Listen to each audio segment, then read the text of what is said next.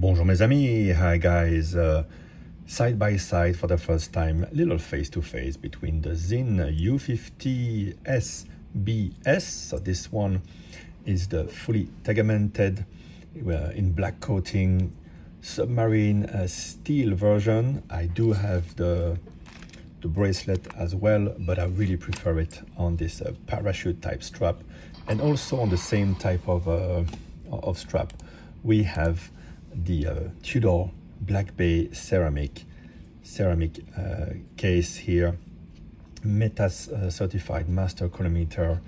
Very interesting kind of watch, so I thought it would be interesting to put them side by side and compare a bit.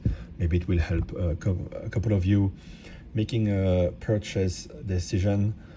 I would say both are great, both are very different, although at first glance they are similar type of very competent divers.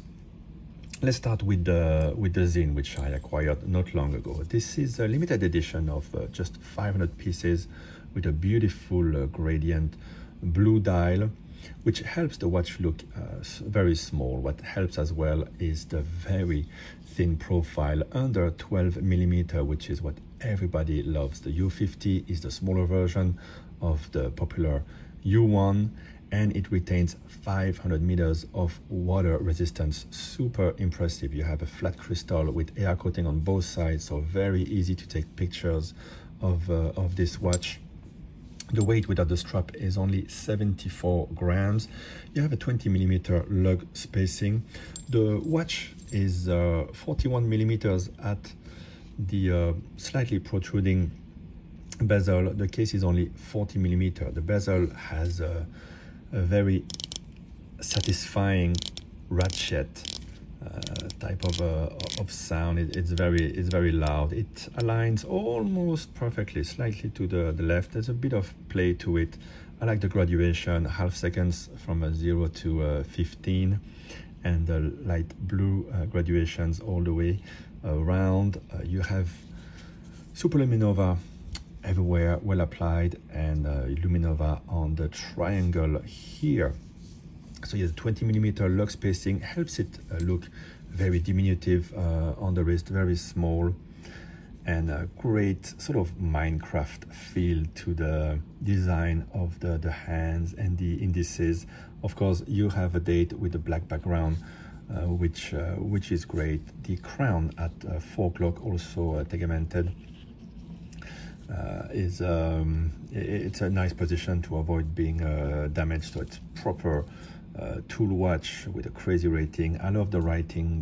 The signature of the brand is nice. Sinn U50 automatic in German, and the water resistance very clean overall, super balanced look, and just a kind of watch that puts a smile on your face, something you don't see every day. A brand for enthusiasts that really pays attention to the details all the way, of course, down to the caliber, which is a Sellita SW300.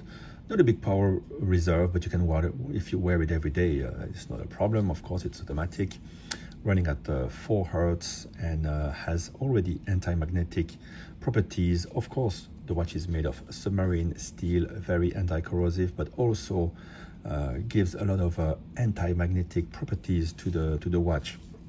So although it is not a METAS certified type of movement, the watch in itself is built in a way to resist magnetism quite a lot. So again, making it a great tool, and it's still a watch you can wear every day. This colorway especially works great with everything I wear. I have the bracelet, but I really prefer to have it on this parachute type strap, which is easy to adjust, and the colorway is just absolutely delightful. The bezel, I didn't mention, is a captive bezel, so there are 4 screws to unscrew, so you can't really pop it out easily. So really, it is the ultimate tool watch. It's been super popular. In the long term, I think it will keep good value, because this colorway is only limited to 500 pieces, and it's actually sometimes difficult to find the Sinn you want at the dealer, because they are very popular. So they should keep good value. Of course, the U50 has just started its lifetime, and it will probably be made for many years in many different formats. I think at the end of the day, you just pick one and go have fun with it. Fantastic watch for the weekend. But if you're a proper diver, 500 meters of water resistance in such a format is just absolutely amazing.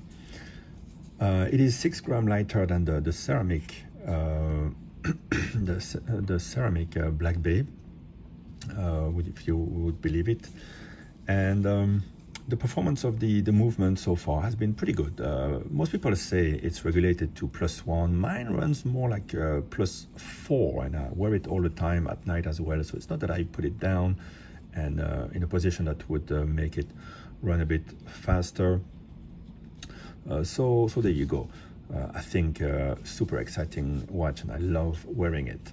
I've only had it for a couple of weeks. I've had this one for over a year. I had it the day it came out, actually, and I had a problem with the movement. It went back to Switzerland, was fixed, and came back ultra accurate. It is perhaps my most accurate watch, this Tudor Black Bay ceramic. It runs on the dot, no matter how I put it down for the night, and usually I sleep with the watch on the wrist. Also, I've put it on this parachute strap because the original strap, I don't really like it. It's okay, it looks okay, but the deploying clasp just always pinches my wrist. I could never get it very comfortable.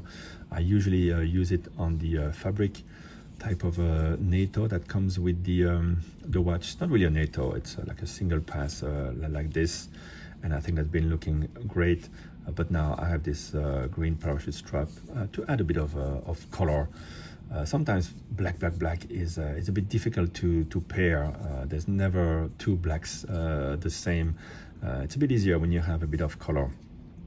So this one is 41 millimeters. It wears bigger. It's over 14 millimeters in height, with a generously domed sapphire crystal with no air coating, so it's very difficult to render the beauty of this watch. It has a beautiful aura with this off-white tone that they chose to use for the lume, and I think it works amazing, very mesmerizing, beautiful finishing there in the ceramic. I love the little bevel.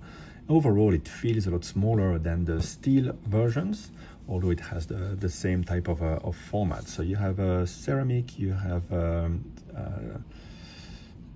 on the case, the bezel is 316L steel, PVD'd, and then you have a ceramic insert. Here the lume pip has not been loomed, sorry, the triangle at the 12 has not been loomed. I'm sure they tried, and maybe for technical reasons or for visual reasons, they chose to go for something more stealth. So it's less of a tool watch. This one is a bit more of a city type of diver, but of course you can have been wearing it at the beach, the pool, playing tennis, everywhere with the kids, and it still looks like brand new, which is great. So in the long term, in 10 years, good chance that it will still look like the first day. It's very hard to scratch ceramic. Of course, you can shatter it on a big shock, so it's a bit less of a ultimate tool, certainly than the Sinn. The caliber is really quite amazing.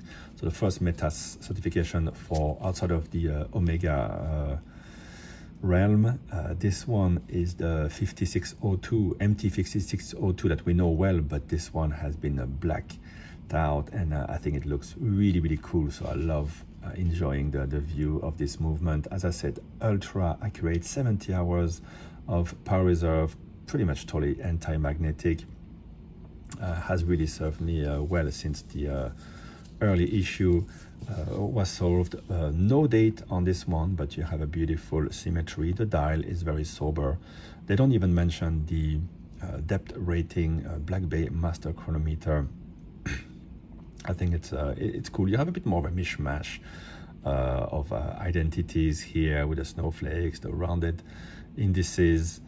Sometimes you can feel like it clashes a bit, but overall a very mesmerizing, I would say, mysterious type of watch. Of course, the thickness is there, but it weighs pretty much the same as the Sinn. around 80 grams without any strap. What else is there to say? I think the rest speaks for itself. The bezel is one of the very best outside of the Rolex family. Rolex feels like it runs on ball bearings. Here it's a very fine click, very precise, and it is the bezel that aligns the best of all the bezels I've ever had. Always clicks in perfectly on the hour. So really one of my favorite bezels. So there you go. The brand, you know, Tudor has been around for so long. Now the Black Bay has been a hit, but now there's a lot of them on the market. The resale has been is difficult now. You can get the ceramic, which is a low production model, a bit more specific, but it's not a boutique model. It's not a limited edition. You can find it everywhere. So resale has been affected, but we'll have to see what they do with it. I assume Black Bay 58 version might come. I would really like to see a GMT version of this blacked out movement, meta certified ceramic format, and that will probably influence as well negatively the value of this one. But maybe they will leave it alone, leave it at that with the ceramic experimentation and the metas experimentation. Maybe it was just to show Omega that they can do it as well. I think it was very clever for them to do that, and very original, something that nobody expected. And maybe in the future it will be a highly collectible. I think it's the most interesting watch they make in the sports realm, which is basically the bread and butter now of Tudor. Next to the FXD, which is also very cool. So yeah, there you go. Let me know in the comments which one you think is better. As you can see on the video, the absence of air coating here is really difficult for photography.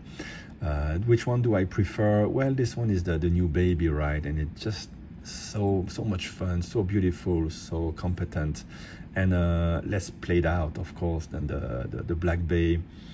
Especially in a city here where everybody wears Rolex, is the aspirational watch for all the middle class in Hong Kong. The Tudor, as a result, feels a bit like a junior watch, while the Sinn takes you completely outside of this realm. It's very different spirit, very different kind of watch, a different brand to enjoy, and really for now this is my favorite. I think both are really interesting watches, but yeah, curious to know what you guys think of them. Think of this one after over a year on the market, and think about the Sinn U50. I know everybody loves it. There's nothing you cannot love about this one. Thank you guys for watching, and I'll speak to you in the next one. Bye bye.